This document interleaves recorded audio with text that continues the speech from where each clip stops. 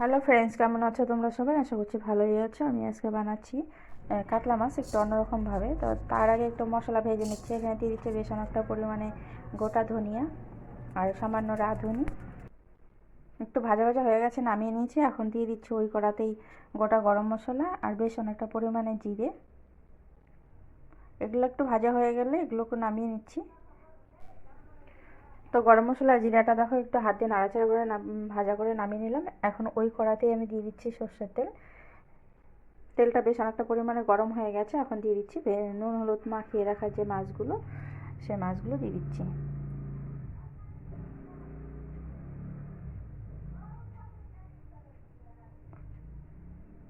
তো মাছগুলো দেওয়ার পরে দেখো বেশিক্ষণ টাইম লাগেনি, তো যেহেতু কড়াইটা বেশ সুন্দর গরম ছিল আর এক পিঠ ভাজা হয়ে গেছে। এখন উল্টে দিচ্ছি, উল্টে আমি আরেক পিঠ লাল করে ভেজে নিচ্ছি।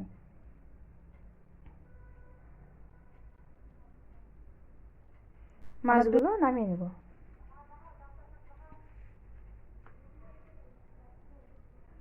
এখন ওই তেলেই আমি দিয়ে দিচ্ছি গোটা জিরে ফোড়ন। জিরেগুলো একটু ভাজা ভাজা হয়ে গেছে। এখন এর মধ্যে দিয়ে দিচ্ছি অল্প পরিমাণে পেঁয়াজ কুচানো। তো পেঁয়াজ কুচানোটা একটু হালকা নাড়াচাড়া করে ভাজা মতন করে নিচ্ছি।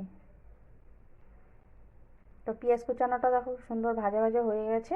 এখন এর মধ্যে দিয়ে দিব রসুন বাটা 1 চামচ পরিমাণে, 1 থেকে 1.5 চামচ পরিমাণে দিলাম পেঁয়াজ বাটা, আর এখানে দিলাম কাঁচা লঙ্কা বাটা। একটু নাড়াচাড়া করে মিশিয়ে নিয়ে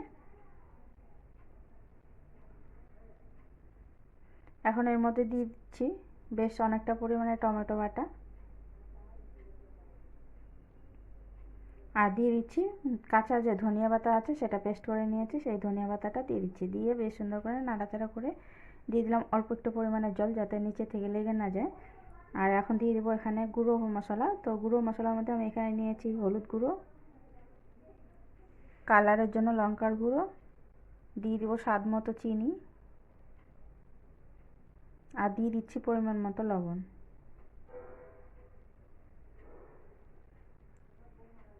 এখন আমি মশলাটাকে বেশ সুন্দর করে নাড়াচাড়া করে কষিয়ে নেব। এতে করে মশলার মধ্যে থেকে তেল ছেড়ে দেবে, আর যে মশলার কাঁচা গন্ধটা সেটা থাকবে না, আর খেতে কিন্তু ভীষণ টেস্টি হয়। তো দেখো মশলাটা প্রায় আমার রেডি হয়ে গেছে। এখন এখানে দিয়ে দিব আমি জল, যেহেতু একটু মাখা মাখা বানাবো কালিয়া, তো অল্প পরিমাণে আমি এখানে জল দিয়ে দিচ্ছি।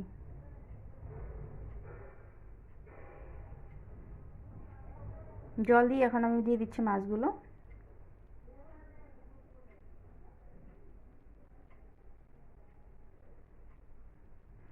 মাছগুলো দিয়ে আমি ঢাকা দিয়ে রেখে দেবো কিছুক্ষণ।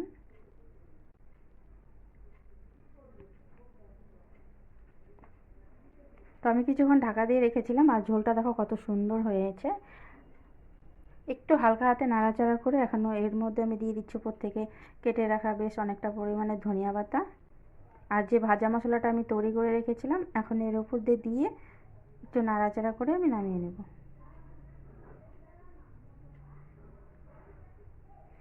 যে ভাজা মশলাটা আমি করে রেখেছিলাম পুরোটা দিইনি, 2 থেকে 3 চামচের মতো দিয়েছি, এতে করে ফ্লেভারটাও সুন্দর হবে। আর এখন সবজিটা আমি নামিয়ে নিচ্ছি। দেখো কত সুন্দর হয়েছে। আর একবার হলো বাড়িতে ট্রাই